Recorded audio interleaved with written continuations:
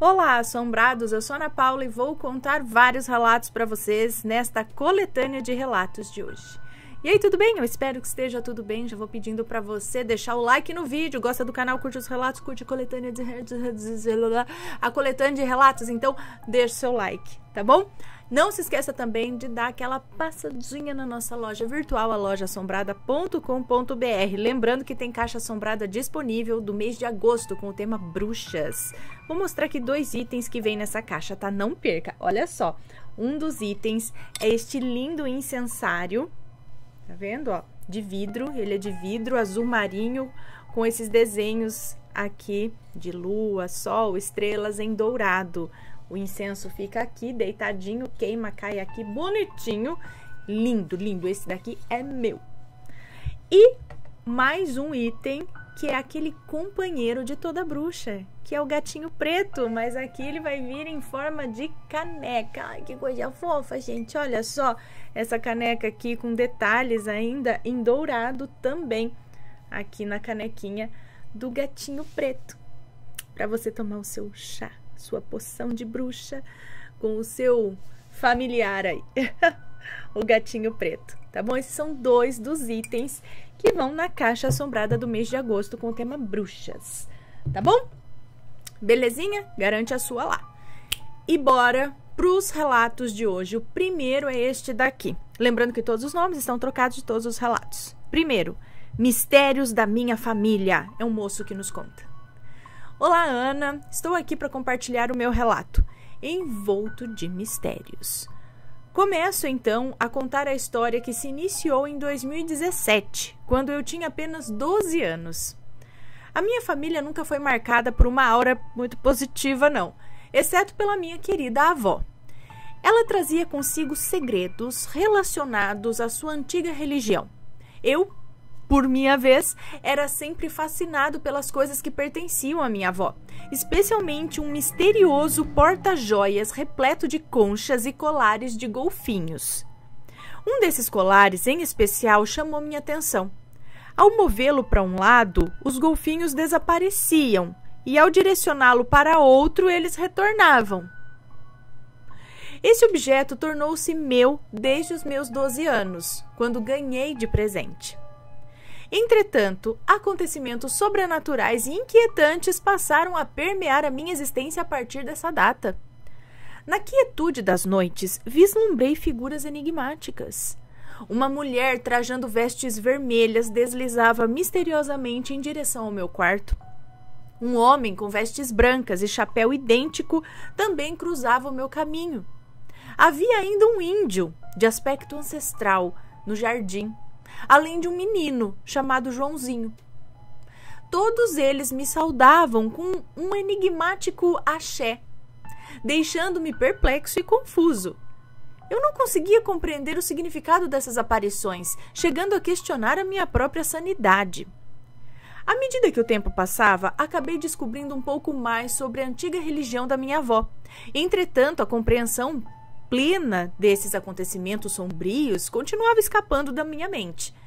As noites pareciam ganhar vida própria, preenchendo os meus ouvidos com sons do mar, transportando-me para além da realidade conhecida. Numa dessas ocasiões, encontrei no chão um prato exótico ornamentado com conchas e flores de cores amarelas e brancas. Minha avó, com sua sabedoria enigmática, ordenou-me que o levasse ao riacho, uma tarefa que cumpri sem compreender o motivo. No entanto, quando cheguei ao riacho, notei que o prato estava vazio. E perplexo, me perguntei o que havia acontecido com os objetos que ali estavam. Deixa eu só ver certinho se a música tá rolando bonitinha aqui. A resposta veio do meu avô, que revelou acreditar que a sereia havia levado os pertences. Essa revelação me deixou aturdido e o meu medo se apoderou de mim, impedindo-me de mergulhar no rio naquela ocasião. Ao retornar para casa, questionei a minha avó sobre o ocorrido, buscando entender o motivo por trás desses estranhos eventos. Sua resposta me atingiu como um raio. Todos esses seres misteriosos estariam ali para me ajudar, e seu propósito não era maléfico. Segundo ela, eles escolheram o sítio em que vivíamos por minha causa. nascido sob o olhar atento dos orixás. Surpreso e confuso, perguntei como ela tinha conhecimento disso, já que ela mesma era católica, assim como meu avô. Sua resposta foi enigmática, como se as palavras carregassem um segredo ancestral. Ela disse que toda a família me abençoava, afirmando: "Tu és filho de Oxalá." A explicação não trouxe clareza, mas apenas mais um mistério a envolver a minha existência. Ana, minha família era uma intrigante mistura de seguidores da Umbanda e do Candomblé, com crenças e rituais que envolviam a minha vida em uma aura de mistérios. Essa é a minha história, Ana. Um beijo para você, muito obrigada. Então, lá no início você não entendia muito, acredito que agora você começou a entender, mas acredito também que tem um longo caminho a ser trilhado ainda, não é? De compreensão e tudo mais em relação a essas aparições, essas entidades que te rodeiam.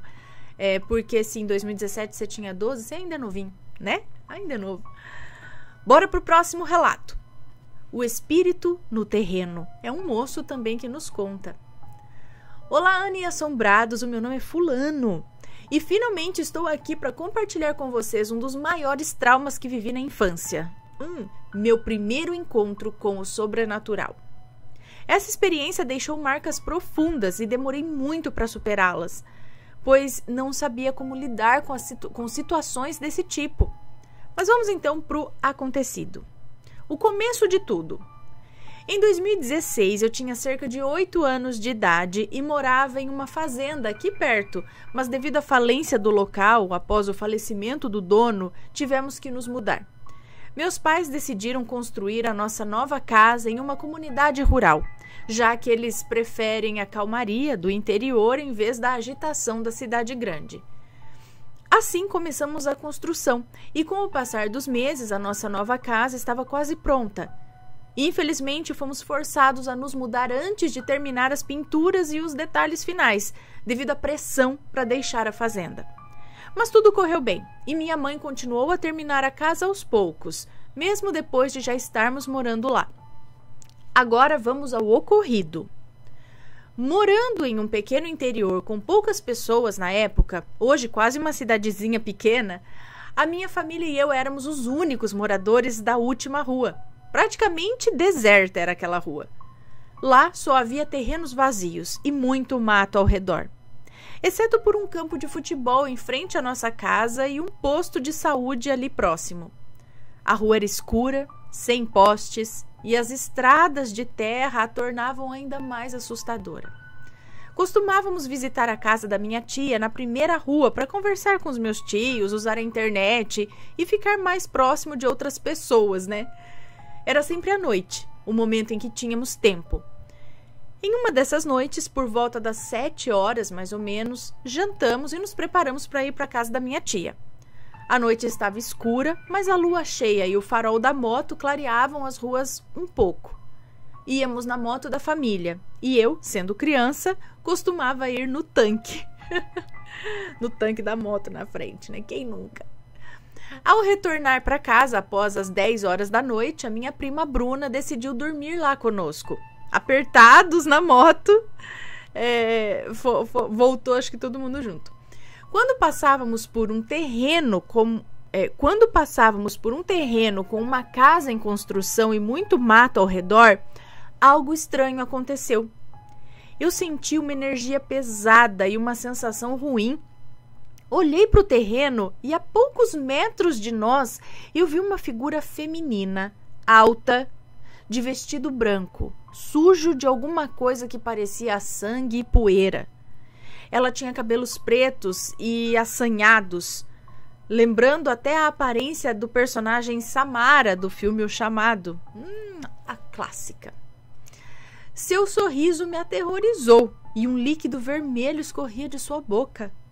A figura parecia flutuar e sua forma de andar era estranha, como se tivesse alguma deficiência nas pernas.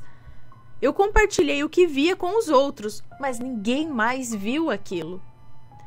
Ao chegarmos em casa, ainda tremendo, eu não consegui dormir direito por mais de um mês. Eu tinha medo de que aquela figura me seguisse e que acontecesse algo de ruim. Então, Ana e Assombrados, nunca mais eu vi aquela mulher e até hoje eu não sei o que era. Poderia ser um espírito perambulando pela região, ou talvez uma entidade ou um demônio. Eu já vi relatos semelhantes aqui no canal e quis compartilhar o meu. E agradeço por terem lido. Um beijo para você, muito obrigada. Acredito que realmente um espírito, não sei, tem essa categoria aí de espíritos tipo Samara, camisola branca, às vezes suja de alguma coisa, cabelão preto caído no rosto, né, jeito esquisito de andar, alguma coisa assim. Eu não sei o que é isso, talvez eu penso que pode ser espíritos mais antigos, de uma época onde as mulheres não cortavam os cabelos, né, não era comum ter o cabelo mais curto, então todas tinham lá um cabelão que vivia ou num coque ou em algum penteado, e aí quando elas estavam doentes nas camas, elas soltavam os cabelos e eram geralmente longos. E a roupa de dormir era também meio básica naquela época, que era um camisolão branco, né, como a gente vê nos filmes. E aí vem o lance de parecer com a Samara. Então seriam esses espíritos todos mais ou menos dessa época, que eu não vou saber dizer também que década que é isso daí, mas vocês estão me entendendo, né? Então, é essa explicação que eu acho, ou não, tem uma forma de pensamento aí que é meio nesse estilo, é feito só para assustar, só aparece ali só para dar uma zoeira, mas e só você viu. Então, talvez você tivesse maior sensibilidade ali no momento, né? Não sei realmente o que pode ser. Mas acho que mais assim para um espírito perdido, sei lá por que naquele local, né? Vai saber. Próximo relato. Meu namorado era um espírito ou de outra dimensão? Os dois jeitos vai ser meio estranho. Vamos lá. Oi, assombrados, eu me chamo Fulana. É uma moça que nos conta. Esse relato aconteceu comigo por volta do meu ensino médio. Eu sempre fui uma menina estranha, quieta e tinha poucos amigos. Sofria muito bullying. O ano em que eu estudava estava normal, como os outros anos. No meio do ano, porém, um rapaz, um adolescente, uns 2 anos mais velho do que eu, entrou na escola em uma sala diferente da minha. Confesso que ele também era estranho. Era um pouco mais alto do que eu e muito branco. Sabe aquele tipo de pessoa que é bem branca, como um algodão doce? Pois ele era assim. Apesar de ser estranho, ele foi muito gentil comigo. Ele sempre ficava na dele e nunca falava com ninguém. Um dia ele se aproximou de mim e começamos a conversar. Ele se apresentou e disse que se chamava Thales. Começamos a conversar e trocamos telefone, mas nossa comunicação era mais pessoalmente do que por celular. Ele costumava me levar até perto da minha casa, na verdade até metade do caminho. Eu, uma adolescente apaixonada, não percebia certas coisas, né? Nem movimentos, não percebia. E você sabe como é adolescente apaixonada, né? Bom, após algum tempo de conversas, ele me pediu em namoro e eu aceitei. Chegaram as férias e ele simplesmente sumiu. Eu não conseguia ligar para ele, o número parecia inexistente. Pensei que ele tivesse viajado, então não me preocupei. Quando as aulas recomeçaram, após alguns meses, lá estava ele. Então voltamos a conversar e perguntei se ainda estávamos namorando, né? Por acaso a gente ainda tá junto? Não tô sabendo. E ele disse que sim. E é aí, assombrados, que começa o sobrenatural. Como disse, ele sempre me esperava do lado de fora da escola, embaixo de uma árvore, e sempre me levava até perto da minha casa. A metade do caminho levava a uma encruzilhada, que na época era uma rua de terra. Hoje em dia é asfaltada, mas naquela época eu não achei isso estranho. E a vida seguiu. Ele costumava me ligar à noite e frequentemente dizia ouvir ruídos, choros, etc. Ele dizia que ouvia isso no telefone. Eu respondia que eu estava sozinha com o meu cachorro e eu não estava ouvindo nada. Ele expressava o desejo de me visitar na minha casa, mas nunca conseguia encontrar a casa. Ele achava difícil, batia em algumas casas e nunca acertava o endereço. Apesar de eu sugerir que perguntasse aos vizinhos da minha avó, que ela era costureira e todo mundo do bairro conhecia ela. Bom, Voltando um pouco no tempo, ele era da mesma sala que a minha prima Alexandra, mas ela ainda não sabia do nosso namoro. Ela tinha seus próprios assuntos e quase não conversávamos. Começamos a trocar mensagens pelo celular, mas ele sempre ligava. Eu raramente conseguia fazer ligações ou enviar mensagens, só ele tinha sucesso nisso. Um dia paramos em frente à escola para conversar e ele se despediu, indo embora. Minha prima Alexandra se aproximou de mim com um olhar estranho e perguntou se eu queria escrever no caderno dela, onde você escreveria o nome do namorado e outros detalhes. Conversei com ela e ela percebeu que eu estava agindo de forma estranha ultimamente.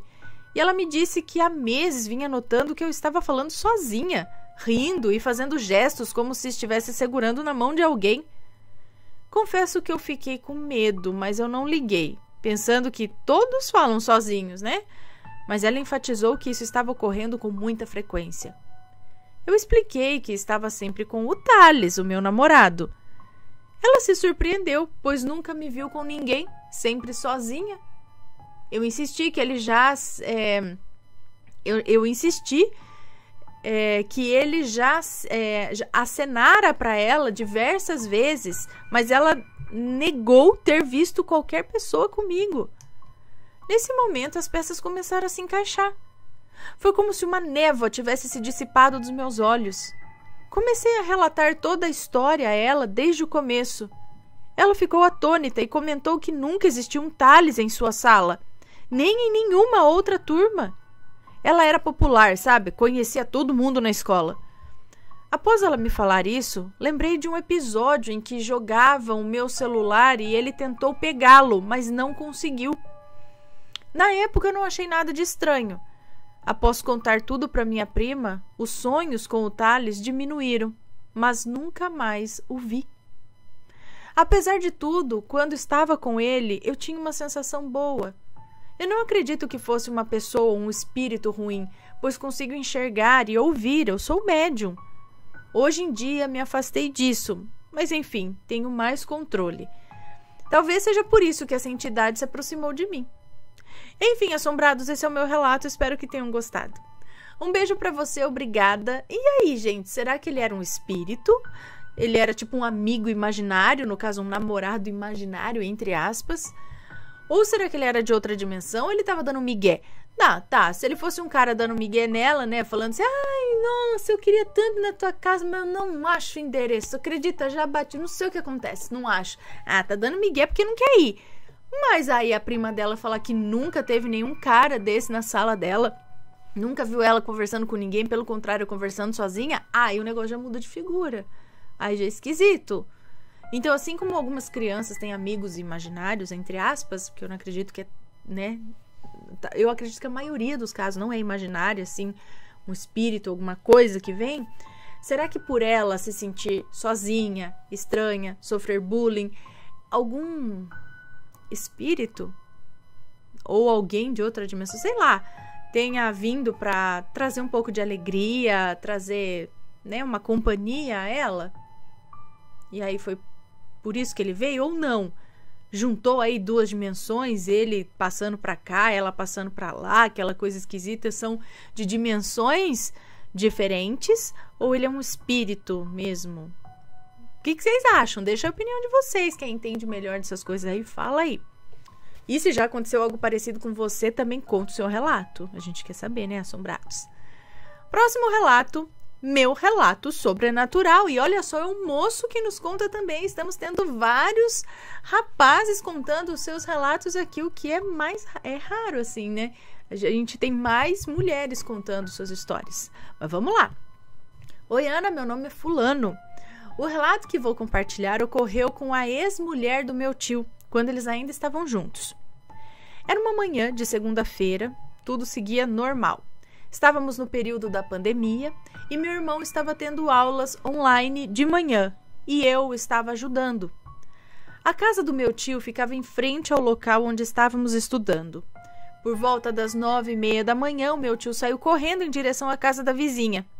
Eu e meu irmão ficamos sem entender, mas continuamos nossas atividades. Logo depois, vimos o meu tio e a vizinha retornando para casa. A vizinha trazia um terço e uma vela, e nesse momento percebi que algo estava errado. Quando meu tio chegou em casa, ele nos chamou. Ao chegarmos lá, ele nos contou que algo estava errado com a sua mulher. Foi então que ouvimos o grito dela. Corremos todos para o quarto onde ela estava. Ao entrarmos, nos deparamos com uma cena horrível. Ela estava deitada na cama, esperneando e chorando. Quando me viu, começou a gritar o nome do meu primo, dizendo que ele era o pai dele. Um outro tio meu que infelizmente faleceu em 2018. A situação se tornou aterrorizante. Eu fui chamar o meu primo, enquanto meu tio a segurava, e nossa vizinha acendia a vela, começando ali a rezar. Chamei meu primo até que ele veio. Quando retornamos ao quarto, ela gritou: "Meu filho, sou eu, seu pai!" Nesse momento, ela se soltou do meu tio e correu em direção ao meu primo, abraçando-o. E então veio a cena mais assustadora. Ela começou a falar que estava em um lugar muito quente, que não aguentava mais, que estava sofrendo muito e que não tinha salvação. Ela se debatia e parecia estar agonizando, com uma força impressionante. Meu tio a segurava junto com meu primo, enquanto eu me juntei à vizinha para rezar. Jogamos água benta, li alguns salmos e orações da Bíblia, mas nada parecia ajudar. A situação só piorava. Pedi para o meu tio procurar um carro para levá-la a alguém que entendesse de espiritualidade e pudesse ajudá-la. Enquanto meu primo a segurava e a vizinha continuava rezando, ela continuou com essa cena aterrorizante. Depois de alguns minutos, ela começou a chamar pela mãe e pelas irmãs do meu primo, que nunca quiseram se envolver com o meu tio em vida. Até que o carro chegou. Foi um desafio levar e colocá-la no carro, precisando da ajuda de mais pessoas para fazer isso. E lá fomos nós, para um lugar um pouco distante de onde morávamos. Ela parava por vezes e então recomeçava. Finalmente chegamos à casa de um rapaz que trabalhava com esse tipo de situação, digamos assim. Levá-la para dentro do cômodo onde ele trabalhava também foi um desafio. Quando finalmente conseguimos, a situação apenas piorou. Mais pessoas foram necessárias, pois a força que ela demonstrava era ainda maior. Tentamos colocá-la em uma cadeira, mas foi em vão, pois ela se debatia e chutava como um animal bruto. Ela chutou a cadeira, que voou longe. Percebi que alguma entidade parecia se apossar do rapaz. Ia tentar ajudá-la. Ele lhe dizia para falar o nome de Jesus. Eu já estava exausto, meus braços e pernas doíam. Toda vez que o rapaz tocava nela, ela gritava e olhava para ele com ódio. Finalmente, após várias horas, ele conseguiu retirar o que quer que estivesse afetando-a. Ela não se lembrava de nada e questionava por que estava lá. Ele explicou ao meu tio que ela estava com seu corpo espiritual vulnerável e que suas energias estavam muito baixas. Qualquer coisa que tocasse nela poderia entrar. Ele disse que o outro tio, que havia falecido, estava em um lugar sombrio e ruim e precisava de muita reza e muita luz. E esse foi o relato. Eu nunca vou me esquecer disso. Um beijo para você, obrigada. Então, se ela tinha facilidade para isso, ela estava frágil para isso, então realmente era o espírito do tio que veio. Ele estava precisando de alguma coisa, ele estava num lugar ruim, ele conseguiu vir, seria isso? Ele conseguiu ali, estava precisando de ajuda, querendo, sei lá, abraçar o filho ou alguma coisa assim.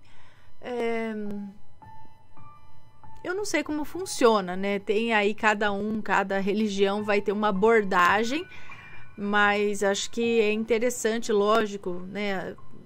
Ajudar com oração e tudo mais, mas conversar com o espírito também, né? Porque falar o que está acontecendo, né? Tentar ver se ele entende, se ele aceita a ajuda, né, do pessoal, da espiritualidade pro lado de lá. E às vezes não estava ali fazendo por mal, né? Ele só queria um espaço, uma chance para pedir uma ajuda, talvez, sem saber o que fazer, sabe? A pessoa tá perdida, não sei como ele era em vida, como que tinha ali, né? que ele tá num lugar que não tá muito legal, enfim. Mas espero que tenha ficado todo mundo bem. Próximo relato, Juma, pé grande.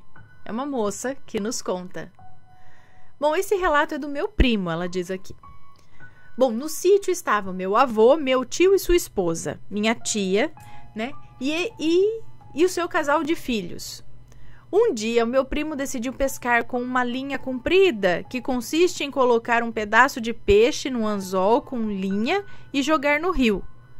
Essa técnica é utilizada para pescar traíra, arraias e mussuns. Ele embarcou em seu pequeno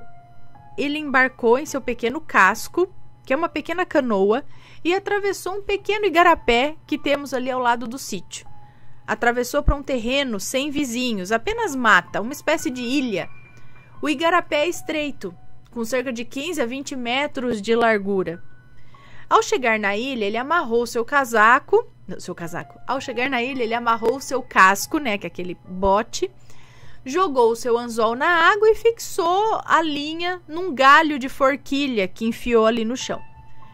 Ele sentou no chão e aguardou a linha correr, pois quando um peixe fica preso no anzol, a linha apoiada no galho em formato de Y se movimenta e ele só precisa então puxar para pegar o peixe. Enquanto esperava, ele ouviu passos na mata e ficou bem quieto, escutando.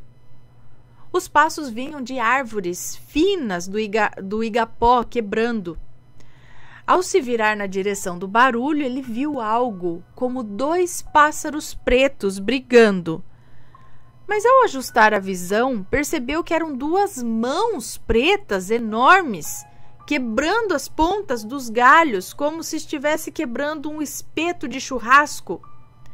Meu primo quase teve um susto mortal quando um macaco enorme com mais de 2 metros de altura saiu do meio do igapó.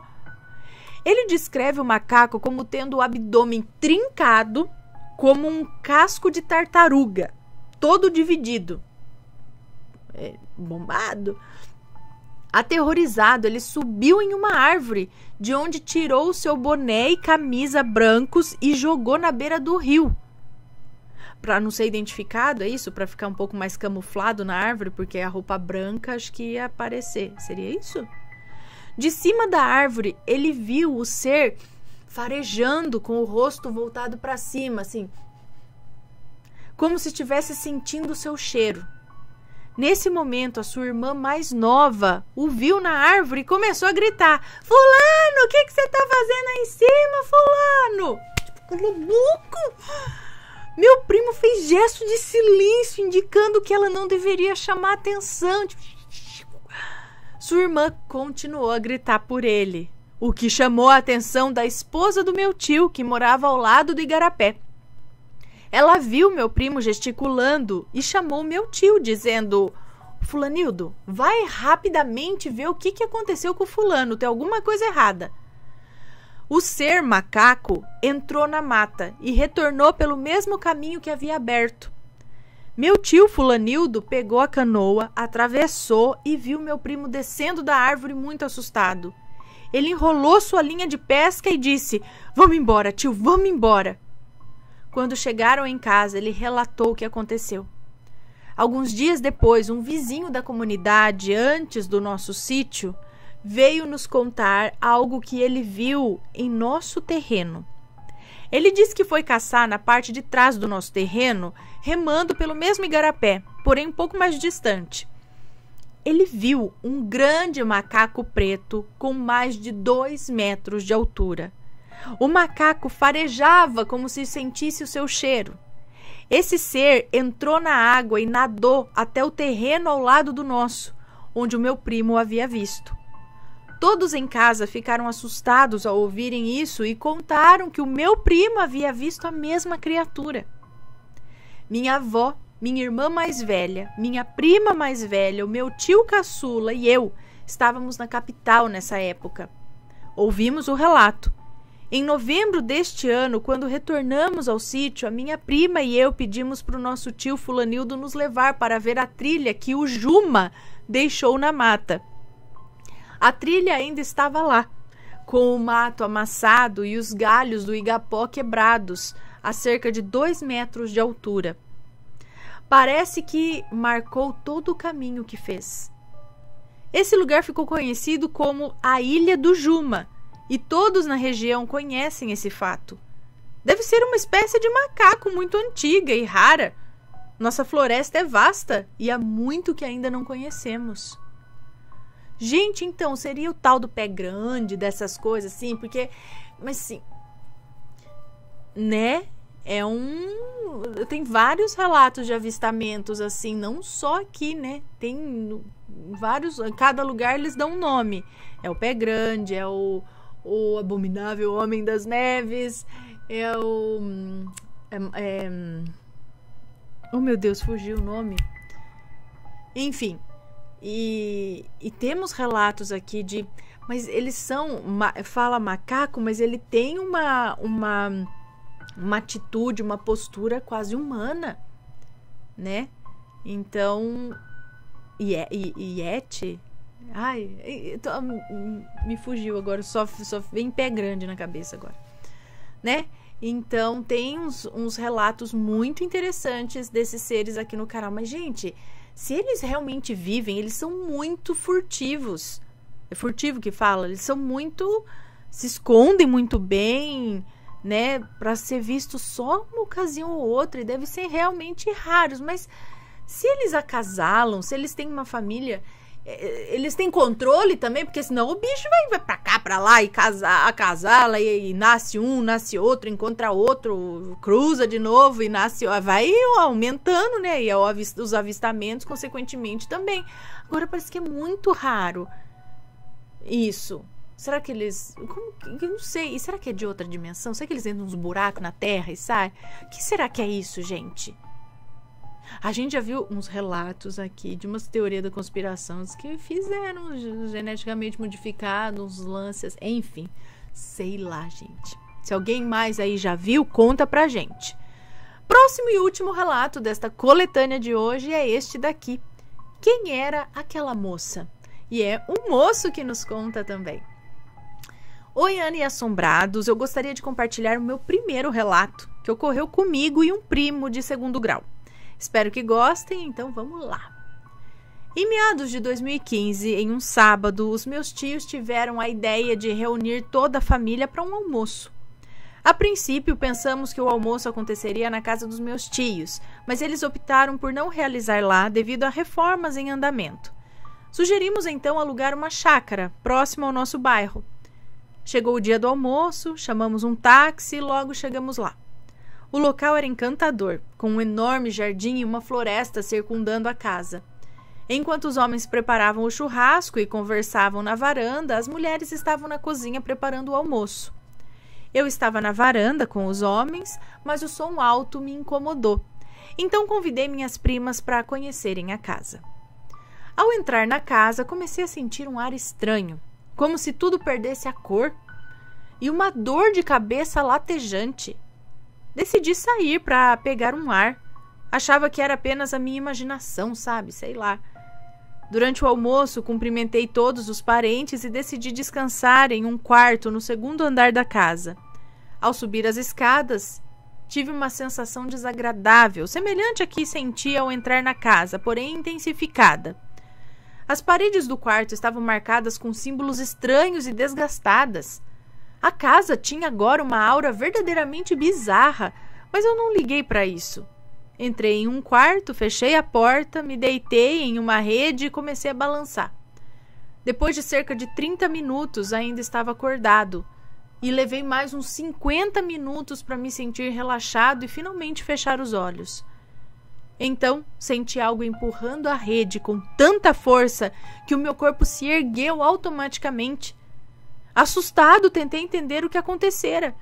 E então ouvi a porta do quarto, que estava fechada, batendo com violência. Uma sombra negra passou pela porta.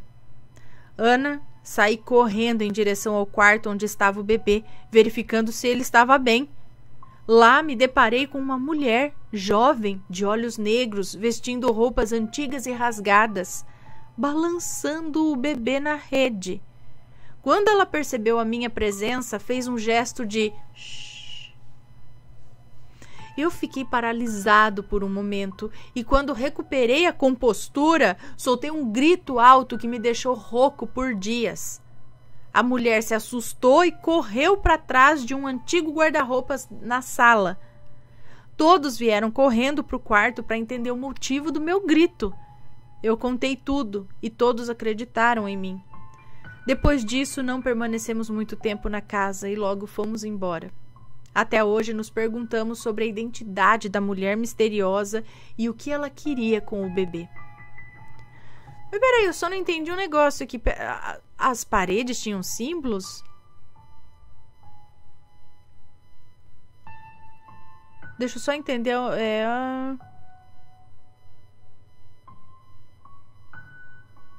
Tá.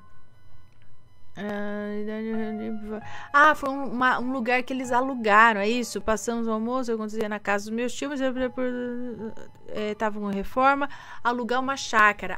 Foi um lugar alugado que estava esquisito ali.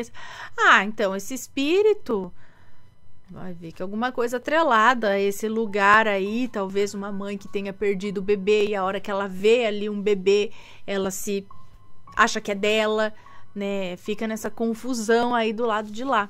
Merece uma oração, né? um lance assim, esse sítio, essa chácara aí, acredito. Porque esse espírito também pode estar em sofrimento, né? Ela não estava fazendo ali nada de ruim, mas nunca se sabe, né? Vai saber o que dá na cabeça do espírito. Mas ela estava balançando nenê, sei lá. Mas pode ser isso. Agora, saber o que ela queria com o bebê, a gente não sabe. Mas talvez o espírito de uma mãe que tenha ficado perturbado por, de alguma forma, ter perdido o contato ou ter perdido um filho. E aí depois fica sempre, sei lá, procurando ou achando que é o dela, né? Cria uma empatia, assim, por um bebê que chega ali. Bom, pessoal, esses foram os relatos de hoje. Espero que tenham gostado. Um grande beijo para vocês, ok? E a gente se vê no próximo relato. Fui! Tchau, tchau!